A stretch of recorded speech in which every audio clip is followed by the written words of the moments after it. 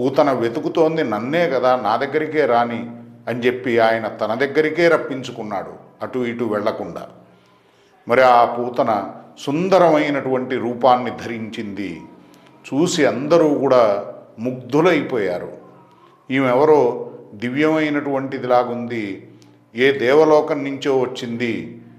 భగవంతుడిని చూడటానికి, కృష్ణుడిని చూడటానికి ఎంతోమంది మహానుభావులు వస్తున్నారు. అట్లానే ఆమె ఎవరో ఆయన అట్లా దర్శించడానికే వచ్చి ఉంటుంది అని ఆమెను ఎవ్వరూ కూడా ఆపలేదు.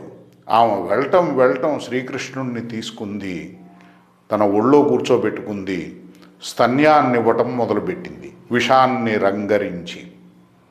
అయినప్పటికి కూడా కృష్ణుడు ఆమె యొక్క స్తన్యంతో పాటు ఆమె ప్రాణాలని కూడా స్వీకరించాడు. కానీ తన తల్లికి ఏ ధామాన్ని ఇచ్చాడో అదే ధామాన్ని పూతనకు కూడా ఇచ్చాడు.